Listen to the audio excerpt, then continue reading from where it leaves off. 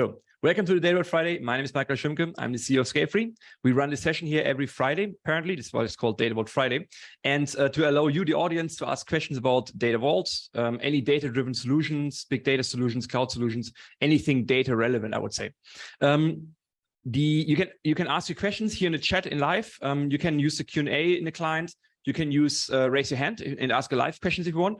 I'll show you a form after today's session where you can also type in the question, maybe upload some pictures of from your whiteboard or your team picture if you want. Everything you upload will get published or might get published, right? So don't scribble it. Really have a nice drawing.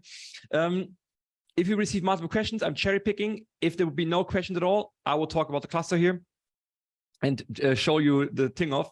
It's a real one. It's a bit. It's in my basement here, in the personal basement, and it's my hobby side project. If you want, not making much progress though. All right. So good that you ask questions. That's to be honest.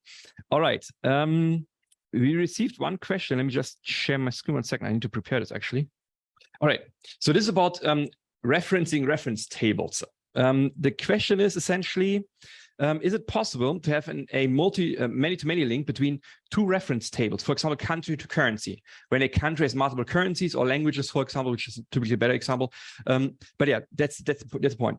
And I took the freedom of extending the question a bit and essentially how to reference tables, because you know that the way it typically works is, let's say customer, country to currency. Okay. There's a satellite customer, and the satellite describes the, and there might be a, let's say a billing address, shipping address in it, street name, city name, and so on, and the ISO code of the customer address.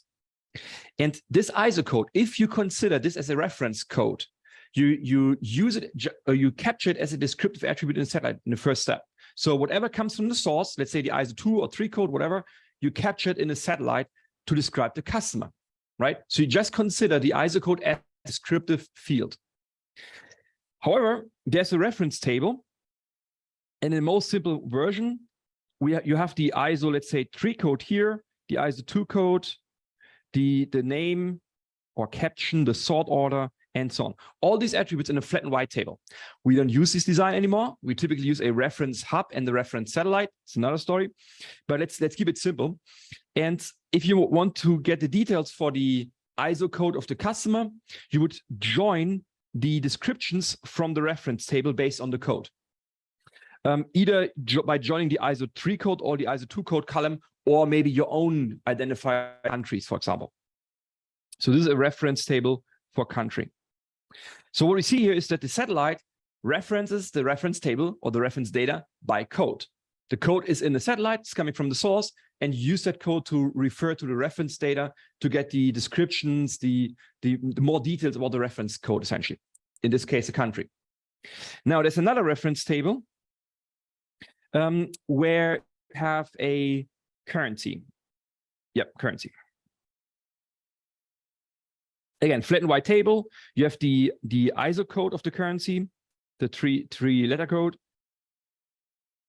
some descriptions, for example, the name again, the default color for reporting, and the sort order again. And reference tables are referenced by code, what we just saw, when the satellite referenced the reference data by code. So what we could do in the most simple case is we just extend the country table by the currency code, currency ISO code.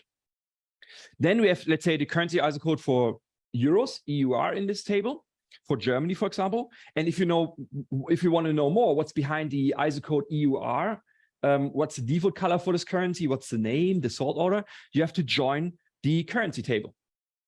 And in the same way, I mean, this design here only allows one currency per country, but the question was all about many-to-many relationships. When a country might have multiple currencies, maybe multiple currencies in practical use, right? You have to sometimes in countries where we have a weak currency, they also use some other currency sometimes. So in this case, well, we create a reference table where we map the countries to the currencies. So it's code to code, essentially. So you have, I should have done this differently, but yeah, most simple design would be the ISO code for the country. So country ISO, and the currency ISO. I just said don't scribble something up, right? All right, and then there would be no foreign keys. I wouldn't add foreign keys here. There might be like no, I wouldn't add foreign keys, to be honest. And then, but you know, here in this table again, we have the country, the ISO code for the country. In more details, you join the reference table for the country, and you have the currency code for the currencies, the ISO code for the currencies. If you want more details, you join that table. That's your end-to-end relationships.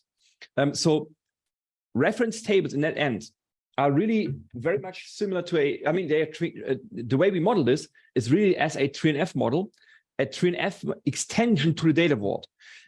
Based on the code, and we can turn this also into dimensions later in your dimension model. The dimension IDs would be the reference codes. We turn them into the dimension IDs, the dimension keys. Typically, we would use a hash keys. We don't have hash keys here. And what we see is that these reference codes are shorter and still fixed lengths in many cases. And that's why we go for it. That's the basic idea. It's more efficient than joining those codes. The purpose of the hash key is to get a fixed length, one column wide, as one column only identifier. That's the goal of the hash key for performance reasons. But we have that here already. It's a fixed length code, and it's even shorter than the hash key, so it's faster. That's why we go for the reference codes for the dimension keys in this case, to simplify it essentially. And the goal of the reference table, 3NF extension, if you want, of the data model, is to simplify the model. I don't want to say for the less important data.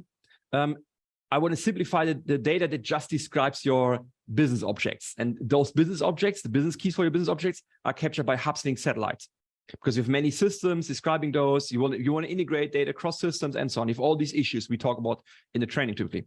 So reference tables are an extension to your data vault, where we model in 3NF terms with code, the reference code we use, and we simplify the model for the data that just describes your business objects. I don't want to say data, right? Yeah, that's the idea. That's how this works. How we reference tables from a satellite to reference table, or even between reference tables. That's actually valid. Absolutely. Cool. Thanks for joining. If you have a question like this, let me just go for the to clean this up first. Clear. Okay.